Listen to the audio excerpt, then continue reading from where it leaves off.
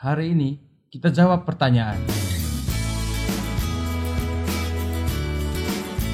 Di video kemarin saya minta teman-teman untuk menaruh pertanyaan tentang lambung. Hari ini kita bahas ya. Selamat malam dok. Mau tanya dok, saya nih sakit lambung tembusnya sampai di belakang punggung. Oke, dispepsia bisa memberikan banyak sekali gejala. Dan gejala-gejala itu berbeda di setiap orang. Kembali lagi ke video kemarin. Apakah kita sudah menjalani nasihat dokter? Jika belum, silahkan jalani dulu. Jika sudah dan gejala yang tetap menetap, mungkin kita perlu berkonsultasi dengan dokter. Kita juga harus yakin bahwa nyerinya benar-benar di ulu hati. Jika nyerinya ada di perut kanan atas, itu bisa saja gangguan liver atau empedu. Kita harus yakin bahwa nyeri itu benar-benar di ulu hati. Terkadang nyeri perut kanan atas juga memberikan rasa nyeri di ulu hati, tetapi pokok permasalahannya ada di perut kanan atas. Di situ ada liver, ada empedu. Jadi kita harus segera memeriksakannya. Yang kedua, mau nanya dok, kenapa kalau pas diare terus ke dokter biasanya dikasih obat mah juga selain obat diare? Oke, saluran pencernaan kita sangat panjang, dimulai dari mulut, kerongkongan, lambung, usus, dan tempat pembuangan. Jika terjadi gangguan di salah satu ujungnya, maka di ujung lain juga bisa terganggu, tapi tidak selalu. Kita mengenal istilah muntaber, kita muntah dan sekaligus diare. Biasanya ini karena infeksi dari virus atau bakteri yang menyerang usus kita. Pada kondisi tersebut, maka obat lambung juga diperlukan selain anti diare.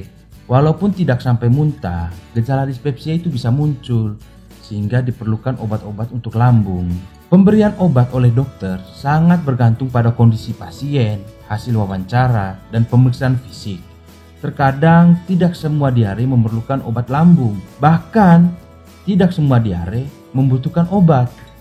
Yang ketiga, malam dok, saya sering alami hal yang dokter bahas di video tadi.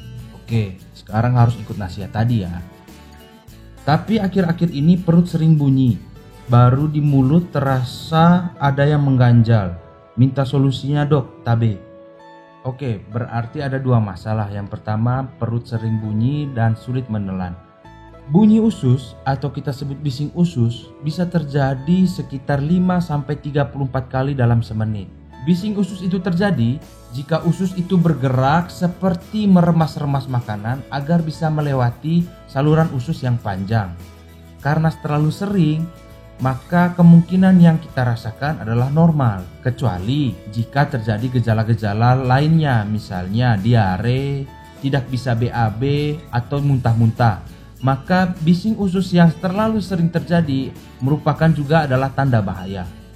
Rasa mengganjal itu harus lebih spesifik, misalnya rasa mengganjalnya tepat di belakang lidah, di leher, atau di dada tepat setelah kita menelan makanan.